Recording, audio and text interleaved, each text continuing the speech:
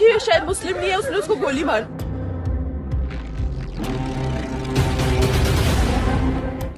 नमस्कार, मैं इफ्तिखार हसन। आज पूरा देश रो रहा है। कौन ऐसा घर, कौन ऐसा शख्स, कौन ऐसा इंसान होगा जो आज नहीं रोएगा ऐसा दर्दनाक हादसा को सुनने के बाद, ऐसे वीडियोस देखने के बाद, जो अपना वक्त को गुजारने के लिए, इंजॉय करने के लिए कश्मीर जाते हैं, पहलगाम जाते हैं और वहां पर सोचा कि वहां से इंजॉय करके अपने अपने घर को लौटेंगे वापस। लेकिन इन आतंकवादियों को इनकी खुशी रास नहीं आई और उस जगह को उन आतंकवादियों ने निशाना बनाया जहां पे न सिर्फ इंसानियत का खून किया बल्कि इंसानियत को शर्मसार भी किया है। आतंकवादियों को इतनी भी शर्म नहीं आई, थोड़ा सा भी अगर उनके अंदर इंसानियत का एक हिस्सा भी कुछ अगर बाकी रहता तो वो ऐसा काम नहीं करते। बेकसूरों पर, निहत्थे पर, बच्चों पर गोलियां बरसा दी। एक बार धड़ा पहले आने के बाद धड़ा गोली चलाई और उसके बाद में लोगों को अपने कब्जे में लिया। फिर उनसे पूछताछ जारी की गई, पूरा का पूरा वक्त लिया गया। एक बड़ा सवाल है कि इतने बड़े बड़े आखिर हथियार आया कहां से? पिस्टल तो नहीं था कि कमर में लिए और चल दिए। AK-47 अगर कश्मीर के अंदर आया तो अगर सरहद के उस पार से आया तो BSF फोर्स के जो जवान हैं वो कहां थे, वो क्या कर रहे हैं? एक बड़ा सवाल है। हालांकि वारदात, घटना तो घट चुकी है, लेकिन एक अलग अलग तरह के जो सवाल पैदा हो रहे हैं वो एक अलग दिशा में, अलग अलग एंगल से वो सवाल कुछ न कुछ पूछना चाहते हैं कि आखिर AK-47 अगर सरहद के उस पार से आया तो वो आया कैसे? क्योंकि सिक्योरिटी फोर्स तैनात हर वक्त मौजूद है अपने बॉर्डर पे, तो वो आतंकवादी आए कैसे? पहला सवाल तो ये है। बड़े बड़े जो हथियार हैं वो हथियार उस तरफ से आए कैसे? और अगर उस तरफ से नहीं आए तो क्या कश्मीर में ही आतंकवादी छुपे थे पहले से? तो ऐसा तो तभी हो सकता है कि जब कोई ना कोई वहां का लोकल जरूर आतंकवादियों से मिला हुआ होगा। बिना लोकल के मेल से कोई काम नहीं हो सकता है। कोई तो होगा वहां पे जो उन लोगों को सपोर्ट दिया, या पहले से आकर के उन लोगों ने शरण ले रखा होगा वहां पर। लेकिन बड़ी अजीब बात है और एक कायरता भी है सामने। कायरता यह है कि अगर किसी पर हमला करना है तो चाहे वो कोई भी दुश्मन हो, अगर दुश्मन में अगर दम है तो वो अपने यूनिफॉर्म में आए, अपने कपड़ों में आए। लेकिन ऐसा नहीं हुआ।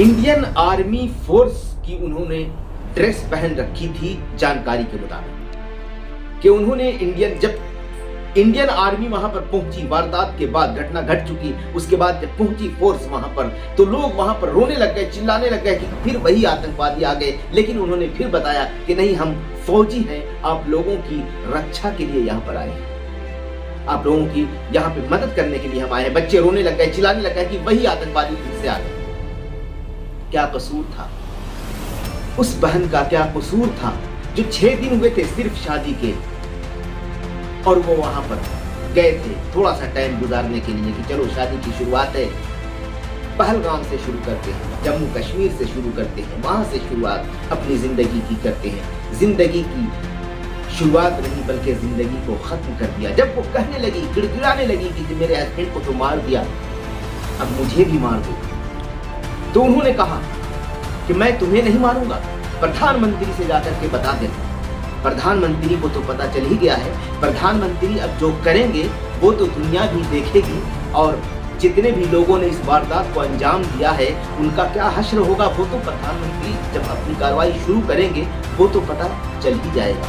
लेकिन हम पूछते हैं कि निहत्थों पर, कोई इस तरह से वार नहीं करता। आतंकवादियों ने न सिर्फ निहत्थों पर वार किया बल्कि पूरे कश्मीर के फ्यूचर को बर्बाद करने पर तुले हुए। और एक सवाल और भी है, क्योंकि कश्मीर को खुशहाल शायद नहीं देखना चाहते, या तो आतंकवादी नहीं देखना चाहते या पाकिस्तान नहीं देखना चाहता कि जम्मू कश्मीर, जो भी कश्मीर का जो एरिया है वो खुशहाल न रहे। क्योंकि कश्मीर को जो फायदा है वो सिर्फ इंडिया से फायदा है, हिंदुस्तान से फायदा है। जब यहाँ के पर्यटक लोग जाते हैं तो करोड़ की संख्या में जाते हैं, कई करोड़।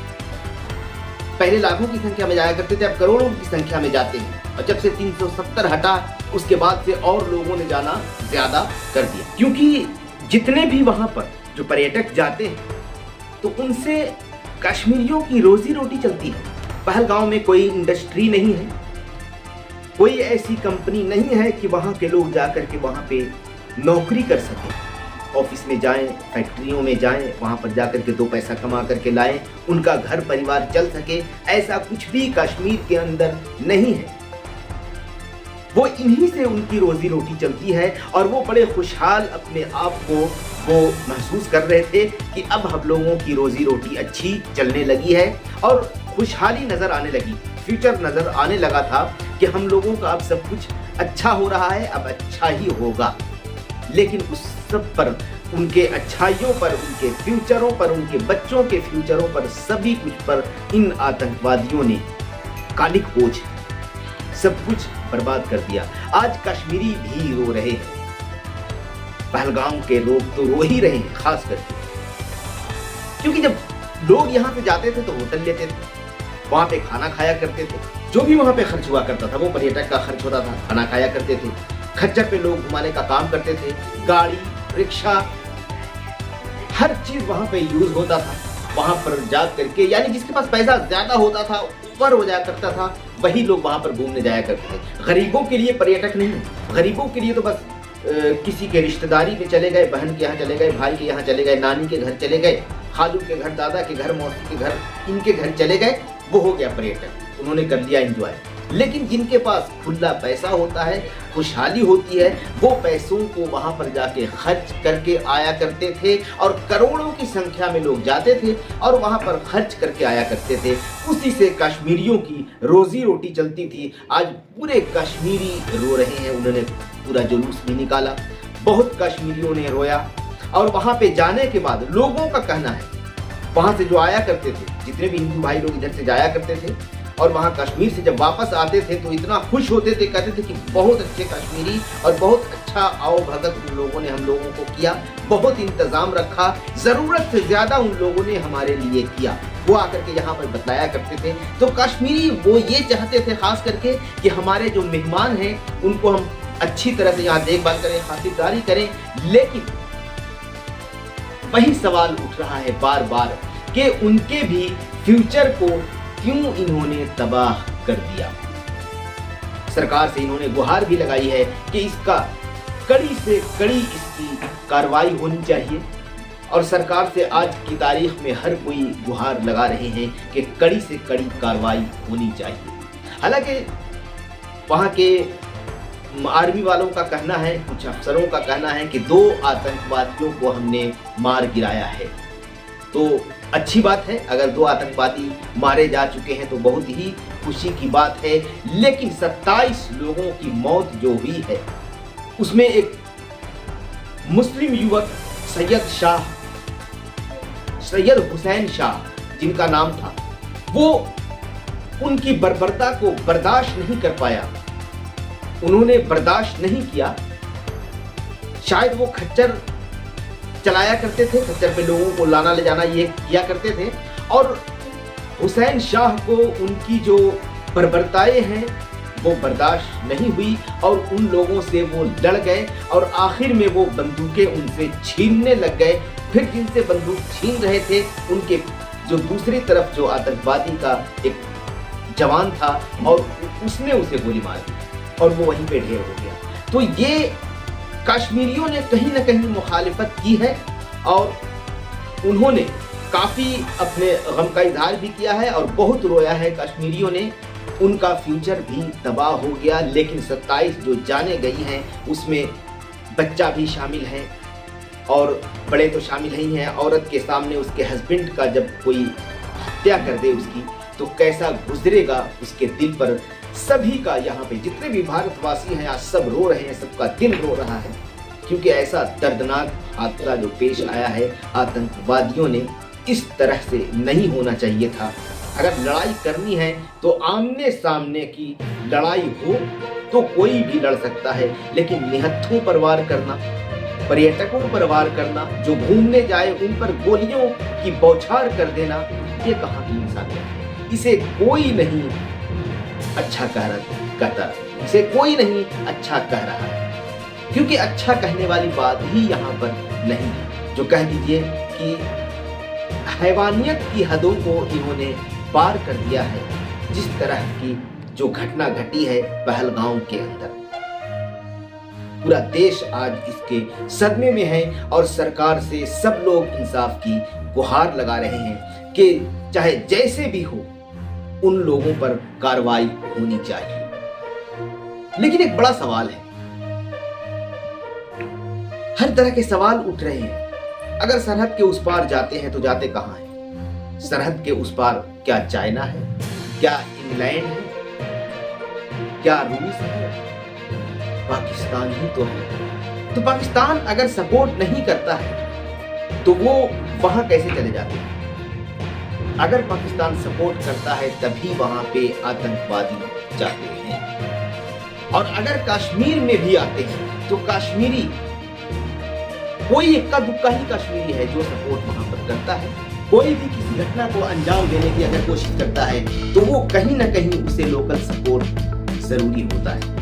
तो लोकल सपोर्ट कोई भी देता है तभी आतंकवादी इधर आकर के अपनी वारदात को अंजाम देते हैं और फिर वो अपनी जगह पर चले जाते हैं। लेकिन जो हथियार है वो कैसे चला आता है, बड़े बड़े हथियार लेकर के वो चले आते हैं, वो कैसे हो जाता है? क्योंकि सिक्योरिटी फोर्स तो बॉर्डर पे हर वक्त तैनात है। तो ये कैसे मुमकिन है कि बड़े बड़े हथियार लेकर के लोग पाकिस्तान से हिंदुस्तान चले जाते हैं, वारदातों को अंजाम देकर के यहाँ से वहां फिर वापस चले जाते हैं? कोई अगर मुठभेड़ में पकड़ा गया या मुठभेड़ में कोई गोलीबारी में अगर इक्का दुक्का मारा गया तो ठीक है, वरना अक्सर ऐसा ही होता है कि उधर से आया, यहाँ धड़ा धड़ गोली चलाई और वहां से वो चले जाते हैं। बड़ा ही अजीब घटना को अंजाम दिया गया है और इसको कोई नहीं अच्छा कह रहा है। सारा देश आज रो रहा है। एक बार इससे मैं यही बात बोल रहा हूँ और ऊपर वाला उनकी आत्माओं को शांति दे और उनके जितने भी परिवार हैं उनको धैर्य रखने की शक्ति दे और इन आतंकियों को ऊपर वाले की तरफ से, अगर वो तो एक अलग बात है कि ऊपर वाले की तरफ से ये होगा वो होगा, लेकिन खास करके भारत सरकार से सभी लोगों का जो अनुरोध है वो यही है कि उन आतंकियों को ठिकाने लगाना बेहद जरूरी है। और अभी अच्छा मौका है क्योंकि कश्मीर अपने साथ है, क्योंकि कश्मीरी खुद तैयार है कि हम आतंकवादी के खिलाफ लड़ने के लिए तैयार हैं और भारत उनके साथ जब खड़ा है तो उनको चिन्हित करके एक पर एक तो टेक्निक है अपने हिंदुस्तान में, सरकार के पास अलग अलग तकनीकी जो चीजें हैं वो सब हैं, वो सब इस्तेमाल करके कहाँ का लोकेशन कहाँ है, कहाँ से फोन गया, कहाँ से हर चीज को जो ऑनलाइन सिस्टम होता है सब कुछ तो अब फोन पे ही काम होता है। यहाँ से वहाँ भेज दिया, फोन कर दिया, मैसेज कर दिया। अभी लोग यहाँ पे, आखिर उन लोगों को पता तो किसी ने दिया होगा यहाँ से कि पर्यटक अभी पहलगाम यहाँ पर आ चुके हैं, लोग यहाँ पर उनकी भीड़ लगी हुई है। किसी ने तो खबर दी होगी, अचानक तो वो नहीं आ गए होंगे, किसी ने खबर पहुंचाई है कि यहाँ पर अभी लोग आए हुए हैं, लोगों का जमावड़ा है और बहुत सारे लोग थे और वो वहां से आए और एक बार अचानक आसमानी फायर किया और लोगों को अपने कब्जे में ले लिया, सब दहशत फैला करके एक बार, और फिर नाम पूछना शुरू कर दिया, जात पूछनी शुरू कर दी, धर्म पूछना शुरू कर दिया। ये हैवानियत है, इंसानियत को शर्मसार कर देने वाली बात है और खास करके ये माहौल खराब करने की भी कोशिश है कि ना हिंदुस्तान सही सलामत चैन अमन से रहे और ना कश्मीर चैन अमन से रहे, ना कश्मीर में खुशहाली आएगी ना कश्मीर वाले खुश रहेंगे तो हिंदुस्तान कश्मीर में कैसे आएगा।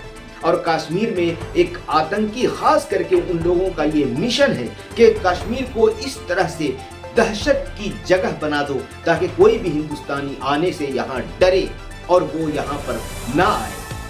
370 के बाद लोगों ने जब शुरू किया है जाना, तो उन लोगों को ये दर्द होने लगा, खटकने लगा कि अब तो 370 हट गया, लोगों का हुजूम यहाँ पर लगा हुआ है, लोगों ने आना जाना शुरू कर दिया है। अब वो खुश कैसे रहेंगे, खुशहाली उनकी बढ़ती जाएगी, कश्मीर के लोग खुशहाल हो जाएंगे। और अगर कश्मीर के लोग खुशहाल हो जाते हैं तो वो हिंदुस्तान की तरफ ही रहेंगे, न कि पाकिस्तान की तरफ रहेंगे। कश्मीर की खुशहाली वो नहीं चाहते, इसलिए कश्मीरियों के लिए भी खास करके ये है कि वो हिंदुस्तान से ही उन्हें फ़ायदा है, हर तरह का फ़ायदा है। पर्यटक जाते हैं तो उनकी रोजी रोटी चलती है, उनका वहाँ पे रोजगार चलता है। पाकिस्तानी के लोगों से कोई फ़ायदा नहीं होने वाला है, ना कभी हुआ था ना होगा। पाकिस्तान से सिर्फ नुकसान है, इसलिए वो हिंदुस्तान की तरफ ही आना चाहते हैं, वो रहना चाहते हैं। और यहाँ की सरकार से, नरेंद्र मोदी से, अमित शाह से खास करके वो गुहार लगा रहे हैं कि हमारा साथ दो, हमें इंसाफ दिलाओ, आतंकियों को ठिकाने लगाओ, कश्मीर को खुशहाल बनाओ। फिलहाल इस वीडियो में इतना ही। अपने भाई, अपने दोस्त इफ्तिखार हसन को दीजिए इजाज़त।